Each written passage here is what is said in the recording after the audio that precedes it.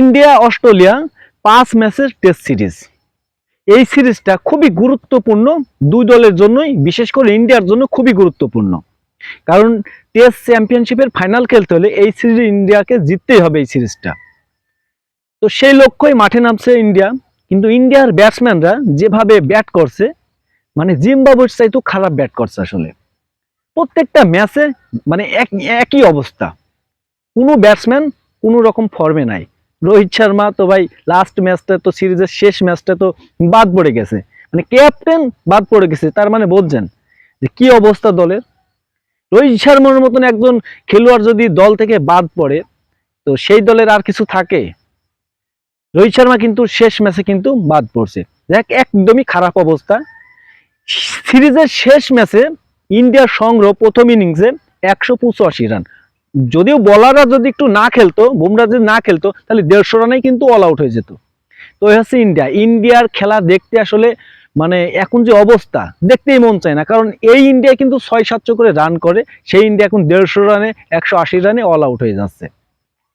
তো বিষয় হচ্ছে এই যে 5 নাম্বার এই ম্যাচটা যদি হারে, ইন্ডিয়া আসলে কার দোষ দেবে? বাংলাদেশি আম্পায়ারের দোষ দেবে? সেটা কিন্তু দিতে পারবে না।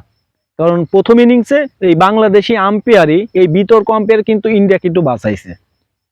যেমন 4 নাম্বার টেস্ট ম্যাচটা জয়সওয়ালের আউটটাই অনেক বিতর্ক, ইন্ডিয়া তো ধুয়ে দিয়েছে বাংলাদেশের আম্পায়ারটাকে, মানে একদমই ধুয়ে দিয়েছে। তার কারণে নাকি ম্যাচ হারছে, তার কারণে ম্যাচ হারছে। আর 9টা ব্যাটসম্যান কিছু করতে পারেনি। যে ব্যাটসম্যানটা আউট হয়ে গেছে ওই ব্যাটসম্যান মানে সব জিতাই দিত আর কি। সেটা কিন্তু বাংলাদেশের আম্পায়ার দোষ হয়েছিল। যাই হোক, এই 5 নাম্বার মানে ম্যাচটার যে অবস্থা, এটাও কিন্তু হারবে, এটাও নিশ্চিত হারবে। এখন দেখার বিষয় ইন্ডিয়া এবার কার দোষটা দেয় আসলে। মানে দোষটা তো যে কোনো একজনের দোষ তো দিতেই হবে, না দিলে তার হচ্ছে হবে না। আসলে মেন বিষয় হচ্ছে ইন্ডিয়ান ক্রিকেটাররা আসলে পারছে না এর দোষ দিয়ে, মানে এর দোষ দিয়ে, ওই আম্পায়ারের দোষ দিয়ে, ওই আম্পায়ারের দোষ দিয়ে আসলে নাম কাটাচ্ছে। যদি তারা ভালো খেলে, কোনো আম্পায়ার কি মানে কোনো রকম ভুল সিদ্ধান্ত নিতে পারে? এখন তো ডিজিটাল সবকিছু, তো ভালোভাবে দেখা যায়। ভুল সিদ্ধান্ত তো নিলেই তো হবে না, সারা বিশ্বের কাছে তো একটা জবাব দিতে হবে। তো খামাখা আম্পায়ারের দোষ দিয়ে কোনো রকম লাভ নাই। এর আগে যে আম্পায়ারের দোষ দিচ্ছেন, বাংলাদেশি সৈকতের দোষ দিচ্ছেন, ওইটা কিন্তু একদমই বোকামি ছিল।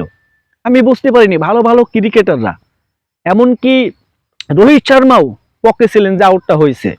কিন্তু সাবেক ক্রিকেটাররা ইন্ডিয়ার মিডিয়াগুলো যেভাবে বোকার মতন হচ্ছে কথাবার্তা বলেছে, এটা কিন্তু খুবই লজ্জাজনক। কারণ এখনকার যুগে এইসব কথাবার্তা চলে না। তো আউট হলে তো আউট, সেটাতে হচ্ছে মিডিয়া সে মনে করেন যে এখন ডিজিটাল, সবকিছুই ডিজিটাল। এখন তো খালি চোখে দেখা না, ক্যামেরা দিয়ে অনেকবার চেষ্টা করে তারপরে আউট দেওয়া হয়।